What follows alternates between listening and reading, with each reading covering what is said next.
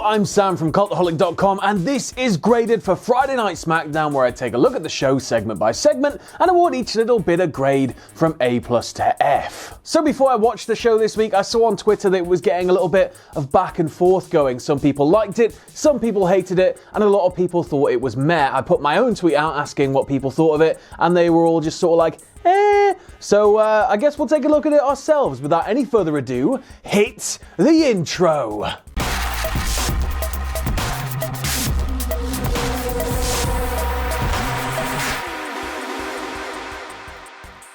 So the show opens with the Miz's music hitting. He comes down to the ring and he says that it was supposed to be Miz TV with Daniel Bryan, but nobody's seen Bryan since he was attacked last week. He says they don't get along and they're certainly not friends, but you know, he cares about him. He knows the whole WWE universe cares about him, so he's going to use his investigative journalism skills to get to the bottom of it and find out what happened to Daniel Bryan. But before he can say anything else, he's cut off by Firefly Funhouse, and it opens with Bray adding a framed picture of Daniel Bryan to his wall of victims. He tells Miz, just don't bother, don't come looking, because you don't want to know what's happened to Daniel Bryan. In fact, he doesn't think that he is quite finished with Bryan yet. He says that he doesn't even think that Bryan's going to be able to make their scheduled match at TLC, so he sort of gently invites The Miz to come and play. And then he reveals the word of the day is family, and Rambling Rabbit pops up and he's trying to warn The Miz, like, no, just don't, you don't want any part of this, and Bray just shoves him down under the table as he starts to think about the word family. The word family, as we saw last week, is a real sticking point with The Fiend or Bray Wyatt. So Bray spells out the word family and he says, it's a funny thing, family. I used to have a family of my own. And then we get the old school Wyatt family flashes, you know, like before there would be a promo or they'd come out. That was really cool. And he says that while he doesn't have a family anymore, he thinks he's got a shot at a brand new family, and he holds up a framed picture of The Miz, Maurice, and their children. Bray asks him once again, do you want to come and play? And The Miz is terrified now. He's had enough. He storms out of the ring, storms backstage. So this is obviously our main story thread this week, sort of similar to last week where the Daniel Bryan story was the main thread. This is what we're going to be dealing with this week, is The Miz trying to get to the bottom of what's happened to Bryan, and it gets an A. Honestly, I'm loving that Bray is starting to crack a little bit and we're starting to see the sinister side of him beneath the happy smiley face. I think that's really, I mean, it was always there, but we're starting to see it come out more. I love that Bryan's absent. He's just not on the show at all. Like this week, like full stop, he's not there. The Fiend has taken him somewhere away from the wrestling. And I think it's mental that we can frame an entire show around Bray Wyatt. Like, could you imagine telling yourself that last year? Real quickly as well, before we move on to the next bit, after we come back off the break, Miz is like on the phone backstage. He's called Maurice. He's like, lock all the doors. I'm on the way home. Stay safe. I'm leaving like right now. I'm going to go get my bags. I'm going to get out of here, get the first flight, and that's it. I'll be home. I don't trust this guy. I think he's going to try and do something. But then we go into the first match of the night, and it's Mandy Rose against Alexa Bliss. But before we get into the match, a huge congratulations has to go out to Jessica Carr, the female NXT referee. She has moved up to SmackDown and she's now become the first ever full-time female SmackDown referee. But when we go and look at the match, it sort of struggles to get going. It sort of goes and goes a little bit, and then it's not until Mandy hits a high running knee on the outside and Alexa looks like she gets thrown halfway around the world from it that we get, you know, the gears start like moving. When we come back from break though, Mandy is grinding Bliss into the mat and then she rips out her false eyelashes. I thought this was a really nice, inventive spot. But for the most part, Mandy just continues to dominate until she goes a little bit too far with Alexa. She tells her something like, you'll never look as good as me.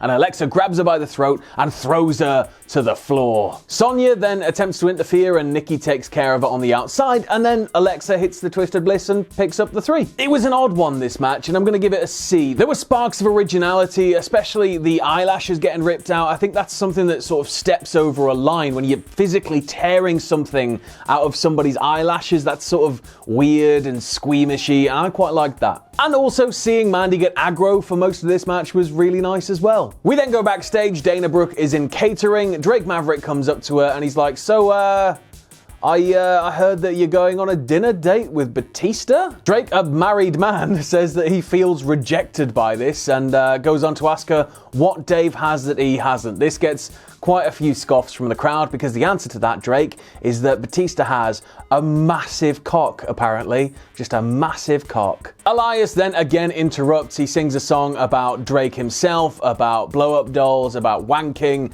and about shagging his wife.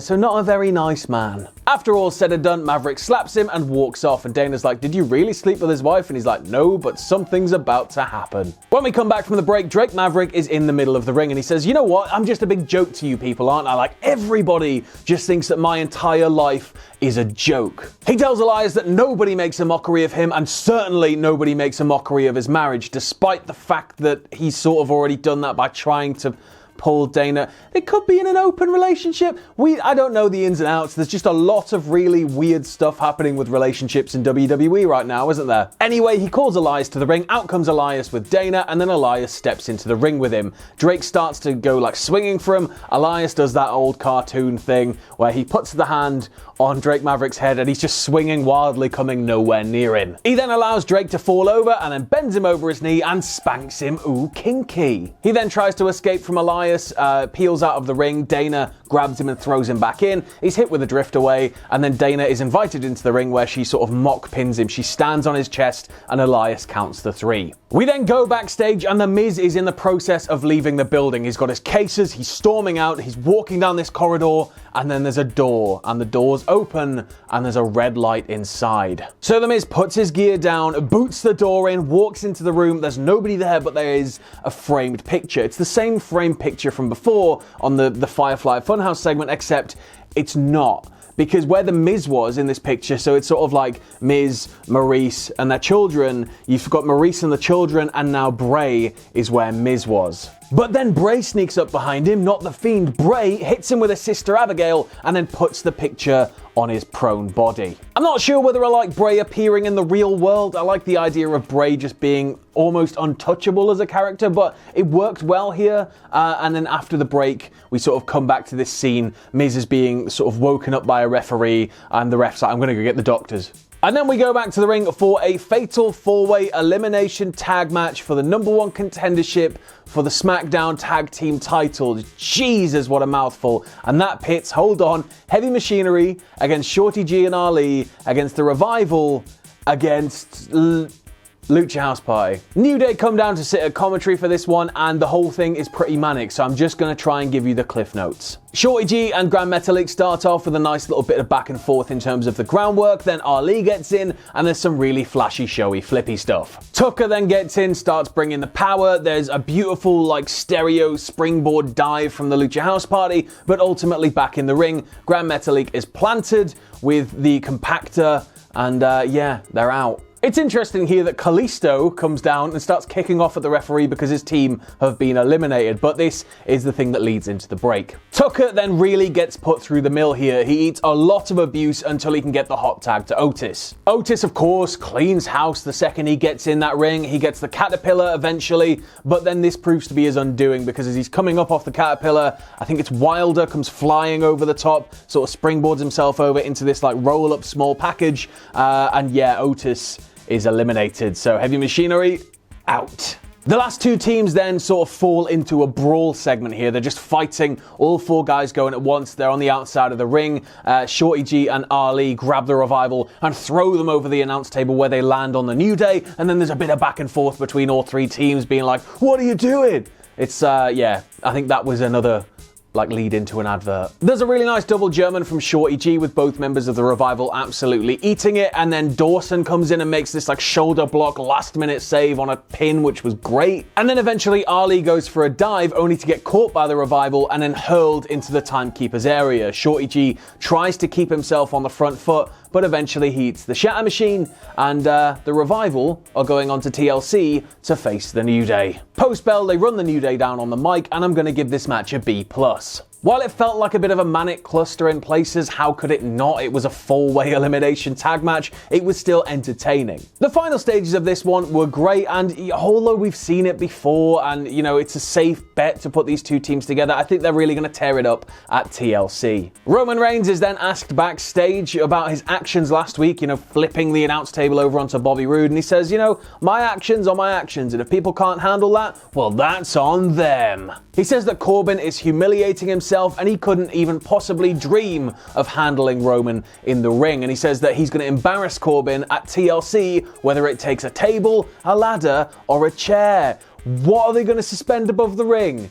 Are they going to put the crown there? Is there just not going to be anything above the ring? Are they just going to have ladders as weapons? I don't know. And then there's another Sheamus promo here. It's the same stuff as last week, where he just runs down the state of current WWE and sort of says that he's coming home. And then we go back to the ring for Lacey Evans against local competitor Haley Jones. This one goes exactly as you'd anticipate. It's a bit stretching, couple of strikes, women's right, 1, 2, 3.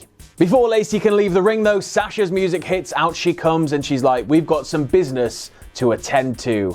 As Sasha approaches the ring, she runs Lacey Evans down. She says that she's a Mary Poppin wannabe. So first off, we'll stop here, Sasha. It's Mary Poppins, not Mary Poppin, and I don't remember Mary Poppins flying in with a parasol, drinking sweet tea, being from South Carolina. Your reference made absolutely no sense. Sasha mentions Lacey's daughter, and Lacey's like, you leave my family out of this, unless you forget I am a US Marine. I could beat the absolute poop out of you. To prove that point, she lifts her fist for the women's right. Sasha screeches and falls back on the floor, and then as Lacey's leaving, she gets jumped from behind by Sasha and Bayley. I'm going to give this one a C+. It was a squash. It was a super squash. I was sort of a bit confused as to why Sasha dropped on the floor and screeched. Maybe it was to lure Lacey into a false sense of security so Bayley could attack her. I don't know. I don't know how they're going to handle this match because it's probably going to be on TLC. It has to be, right? Because she's number one contender.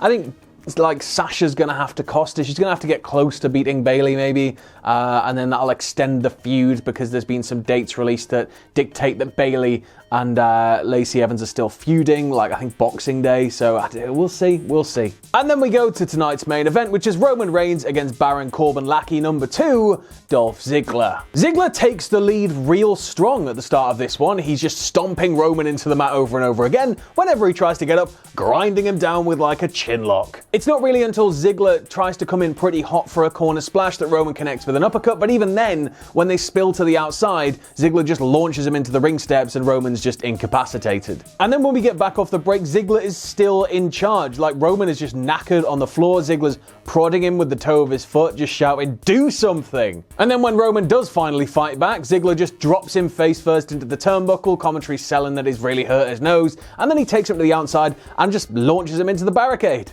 Roman then does manage to Hulk up, of course, because he's Roman Reigns. He's the guy. He's Superman. He's Wolverine. He has absorbed all of this, and it's just made him stronger. So he goes for a Superman punch on the outside. You know that cool step-up one he does on the steps, and he comes down from a high angle. Ziggler connects with a super kick. We have a double down, and out comes King Corbin on his sedan, being carried out by several blokes. There's another break here, but when we come back, Roman manages to fight through a DDT from Ziggler, and Ziggler just sort of trying to smother him with as much offense as possible, and he connects with the Superman punch. Ziggler stops a spear and drives Roman into the ring post, but then when Roman gets back on his feet, Corbin tries to interfere. Roman then very swiftly takes him out, hits the spear on Ziggler, and picks up the 3, but this ain't where this match is done, no siree. Things are about to get little bit weird. So post-bell, they beat him down. All the blokes that were carrying the sedan, Corbin, Ziggler, everybody just absolutely piling on him, making a dog pile. Big dog, yeah. They take him to the corner nearest the sort of announcers, you know, like the timekeeper area corner with that breakaway bit. Like they're at that ring post. They handcuff him and they put the handcuffs up over so Roman can't move. He's trapped there until somebody frees him. And then they get cans of dog food. And they open them, and they just start pouring dog food on him.